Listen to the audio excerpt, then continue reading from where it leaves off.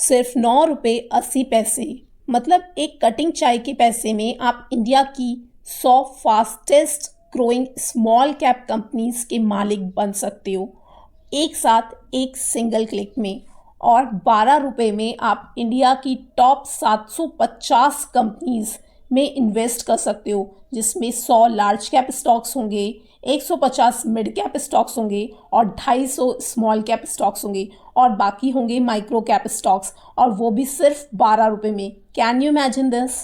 और ये कोई स्कैम या फिर क्लिकबेट नहीं है, ये 100% लीगल है और प्रैक्टिकल अप्रोच है। ये सब सेबी रेगुलेटेड ETFs हैं जो कि NSE और BSE पर ओपनली लिस्टेड हैं। कोई भी इन्हें बाय या सेल कर सकता है, लेकिन 90% ऑफ रिटेल इन्वेस्टर को इसके बारे में पता ही नहीं है। लोग आज भी रैंडम स्टॉक सेलेक्ट करते हैं और लॉस कर रहे हैं, या फिर पेनी स्टॉक्स के चक्कर में पड़ जाते हैं और फिर उनका मल्टी बैगर बनने का वेट करते हैं। लेकिन मेरी रिसर्च ये कहती है कि 10 में से 9 पेनी स्टॉक तो टाइम के साथ जीरो हो जाते हैं। बस शायद उनमें से एक आधा ही मल्टी बैगर बनता है, और वो भी अगर आपका लक अच्छा हो तो। मान लो आपने 10 पेनी स्टॉक सेलेक्ट किए और हर एक में 2000 रुपये इन्वेस्ट किए, आपका टोटल इन्वेस्टमेंट अमाउंट हो जाएगा 20,000 रुपये। अब 10 साल आप वेट करो और उसके बाद वही होगा जो डेटा कहता है। 9 स्टॉक्स तो आपके जीरो हो जाएंगे, सिर्फ एक या आधा ही मल्टी बैगर बनेगा। और जो स्टॉक आपका मल्टी बैगर बना वो अगर 5 रुपये का कल के दिन 50 भी हो गया, यानी आपको 10x ग्रोथ भी मिल गई, तो भी आप लॉस में हो। क्योंकि यहाँ पर तो ठीक है आपको 10x ग्रोथ मिल गई है, आपने जो 2000 लगाए वो 20,000 हो गए, लेकिन पहले जो आपने 9 स्टॉक्स में 18,000 लगाए वो तो डूब गए ना। 10 साल बाद आपको कोई रिटर्न नहीं मिलेगा, ऊपर से इन्फ्लेशन और डीमेट चार्जेस, उसका खर्चा आपको अपनी पॉकेट से देना पड़ेगा। अगर आपने 20,000 रुपये को अलग अलग 10 ETF के अंदर डिवाइड करके डाइवर्सिफाई करके लगाया होता, तो 10 साल बाद आपका वो पैसा हो जाता 80,911 रुपये। 20 साल में होता 3,27,000 और 30 साल में तो 12,82,000 पहुंच जाता। अब समझ आ रही है पावर ऑफ कंपाउंडिंग। अगर सच में वेल्थ बनानी है ना, तो एक सिंपल डिसीजन लो, रैंडम पेनी स्टॉक्स को छोड़ो और फंडामेंटली स्ट्रॉन्ग कंपनीज में ETF के थ्रू इन्वेस्ट करना शुरू कर दो।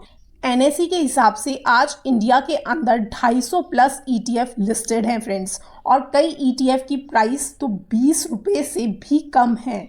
मतलब छोटे से अमाउंट से भी आप इंडिया की टॉप कंपनीज में इन्वेस्ट कर सकते हो, अपना एक स्ट्रॉन्ग पोर्टफोलियो बना सकते हो। लॉन्ग टर्म में कंपाउंडिंग डेफिनेटली मैजिक करेगा। अब बात करते हैं उन टॉप ETFs की। सबसे पहला ETF आता है angel one Nifty total market ETF। ये ETF आपके पैसे को 750 कंपनीज में इन्वेस्ट करता है, जिसमें 100 लार्ज कैप होती हैं, 150 मिड कैप, 250 स्मॉल कैप और बाकी होती हैं माइक्रो कैप कंपनीज। मतलब इंडिया की 95% मार्केट को ये ETF कवर करता है। इतना डाइवर्सिफिकेशन आपको कहाँ ही मिलेगा। इस ETF को डाइवर्सिफिकेशन के लिए जरूर चुनना चाहिए। दूसरे नंबर का ETF है BSE पावर ETF। ये ETF स्पेसिफिकली इंडिया की पावर सेक्टर को टारगेट करता है। Power generation, power transmission and power distribution, यानी पूरी वैल्यू चेन में इन्वेस्ट करता है। पावर सेक्टर का करंट सिनारियो बहुत एक्साइटिंग लग रहा है। पिछले 5 सालों में 7% CAGR से ग्रो कर रहा है, एंड गवर्नमेंट का जो टारगेट है 2030 तक 500 गीगावाट रिन्यूएबल एनर्जी अचीव करना। मतलब इस सेक्टर में मैसिव कैपिटल इन्वेस्टमेंट आने वाला है। Solar plants, wind farms, transmission infrastructure and smart grids, हर जगह पैसा आएगा। इसका डायरेक्ट या इनडायरेक्ट बेनिफिट इस इंडेक्स को मिल सकता है। थर्ड नंबर पर आता है Mirae asset Nifty 500 multi cap ETF। ये ETF एक बैलेंस्ड अप्रोच को फॉलो करता है। इस ETF का पैसा इस तरीके से लगेगा, देखो 50% लार्ज कैप में for stability, then 25% mid cap में ताकि ग्रोथ मिल सके, एंड 25% स्मॉल कैप में for extra return for fast growth, fast results. मतलब आपको ग्रोथ भी मिल रही है, बैलेंस भी मिल रहा है और स्टेबिलिटी भी मिल रही है। फोर्थ नंबर पर आता है जिरोदा का निफ्टी स्मॉल कैप 100 ETF। ये ETF स्मॉल कैप इंडेक्स को ट्रैक करता है। पिछले 5 सालों में स्मॉल कैप ने 26.1% CAGR का रिटर्न दिया है, जबकि निफ्टी ने 17.1% का रिटर्न दिया है। आप समझ सकते हो 9% ज़्यादा मिल रहा है। हाँ, इस सेक्टर में वोलेटिलिटी भी हाई है, लेकिन अगर मनी कंट्रोल की रिपोर्ट को देखा जाए तो 2018 से जिन इन्वेस्टर ने स्मॉल कैप इंडेक्स में SIP कंटिन्यू रखी है, तो आज की तारीख में 2026 में इतना करेक्शन होने के बाद भी उनके रिटर्न्स 3.8x हो चुके हैं। यानी कि कोरोना से पहले जिन्होंने पैसा लगाया है उनके रिटर्न आज 3.8x हो चुके हैं। तो मेरी तरफ से स्मॉल कैप के लिए आपकी स्ट्रैटेजी होनी चाहिए कि आपको अपने पोर्टफोलियो का लगभग 20 से 25% स्मॉल कैप में एलोकेट करना चाहिए और उसको मिनिमम 10 साल तो आपको होल्ड करना चाहिए। जब आप ऐसा करोगे ना तो ये इंडेक्स बहुत ज़्यादा रिटर्न आपको बना के दे सकता है। रियली इस इंडेक्स में स्मॉल कैप में ह्यूज ग्रोथ पोटेंशियल है, but only when you give time to this sector. Number 5 पर आता है Nippon India Nifty 500 momentum 50 ETF। ये जो मोमेंटम बेस्ड ETF होते हैं ये एक मोमेंटम को ट्रैक करते हैं। जो भी स्टॉक्स पिछले 6 से 12 महीने में अच्छा परफॉर्म करते हैं और उनके आगे भी अच्छे परफॉर्म करने के चांसेस होते हैं, उन स्टॉक्स को सेलेक्ट करते हैं। इंडिया के जो भी निफ्टी 500 में जो भी स्टॉक्स हैं उसमें से 50 स्टॉक्स का सिलेक्शन होता है on the basis of their price momentum. हर 6 महीने में रीबैलेंसिंग की जाती है, यानी कि उन 50 स्टॉक्स में देखा जाता है कि क्या वो सही परफॉर्म कर रहे हैं, नहीं तो उनको रीबैलेंस किया जाता है, दूसरे स्टॉक्स को अंदर डाला जाता है और जो गंदा परफॉर्म कर रहा होता है उसे आउट भी किया जाता है। पिछले 5 सालों में यहाँ पर 30.3% CAGR का रिटर्न मिला है। यानी कि जिन लोगों को थीमेटिक बेस्ड इंडेक्स पसंद है वो ये मोमेंटम ETF में पैसा लगा सकते हैं। नंबर 6 ETF गोल्ड ETF जो टाटा का हम रिकमेंड कर रहे हैं। देखो, गोल्ड हमेशा आपको अपने पोर्टफोलियो में लगभग 8 to 10% रखना चाहिए। ये इसलिए नहीं, ग्रोथ के लिए नहीं, बल्कि हैजिंग के लिए, to protect your portfolio from any crash. और जब भी क्रैश आए तो आप गोल्ड का पैसा निकाल कर इक्विटी ETF में लगा सकते हैं, क्योंकि ज़्यादातर चांसेस में गोल्ड और स्टॉक मार्केट इन्वर्सली प्रोपोर्शनेट होते हैं एक दूसरे से। जब गोल्ड बढ़ता है तो ज़्यादातर मार्केट गिरता है, और जिस टाइम मार्केट गिरता है उस टाइम गोल्ड बढ़ता है। तो आप अपने पैसे को स्विच ओवर भी कर सकते हैं, ठीक है, अगर किसी को लिक्विडिटी की प्रॉब्लम आए। और गोल्ड ETF में पैसा लगाना इसलिए सही है क्योंकि यहाँ पर आपको फिजिकल गोल्ड नहीं रखना पड़ता। ये 99.5% प्योर फिजिकल गोल्ड होल्ड करता है। अगेन, पोर्टफोलियो में 8 to 10% गोल्ड का होना रिस्क एडजस्टेड रिटर्न को इम्प्रूव कर देगा। अब गोल्ड की बात की है तो सिल्वर को कैसे भूल सकते हैं। तो next is Zerodha silver ETF। इस ETF की परफॉर्मेंस बहुत ज़्यादा धमाकेदार है। जब ये ETF लॉन्च हुआ था तो इसका NAV 10 रुपये था, और जब गोल्ड में रैली आई थी तो इसका प्राइस ऑलरेडी 24 क्रॉस हो चुका था। यानी कि इसमें मैसिव ग्रोथ आई थी। और सिल्वर की डिमांड आज भी कम नहीं हुई है, हर जगह है। सेमीकंडक्टर, इलेक्ट्रॉनिक्स, सोलर पैनल, हर जगह सिल्वर की डिमांड बढ़ रही है। हालांकि अभी कंसोलिडेशन मोड में चला गया है क्योंकि इतनी ज़्यादा रैली पहले आ चुकी है, बट फिर भी आपको जब इसमें करेक्शन और देखने को मिले आपको बाय ऑन डिप्स की रणनीति अपनानी चाहिए।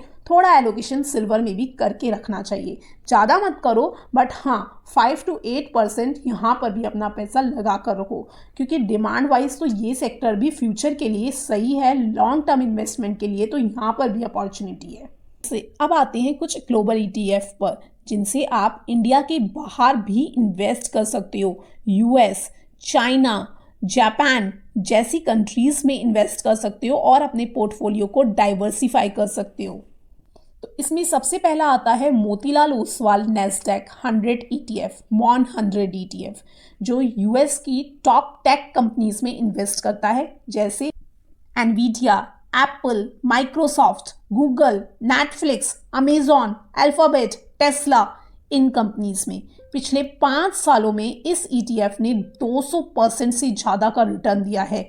आप खुद सोचो, यूएस के ये जो टेक जेंट है इनका बिजनेस कितना बड़ा है, जहां पूरे इंडियन स्टॉक मार्केट का मार्केट कैप 4 ट्रिलियन है, वहीं अकेले एनवीडिया का मार्केट कैप 4.37 ट्रिलियन है, यानी कि इंडिया से भी ज़्यादा। सिमिलरली एप्पल का 4.16 ट्रिलियन है, माइक्रोसॉफ्ट का 3.62 ट्रिलियन है और गूगल का 3.84 ट्रिलियन है। सोचो कितना ज़्यादा बड़ा मार्केट कैप है। अकेले एनवीडिया का मार्केट कैप 22 रिलायंस के मार्केट कैप के बराबर है।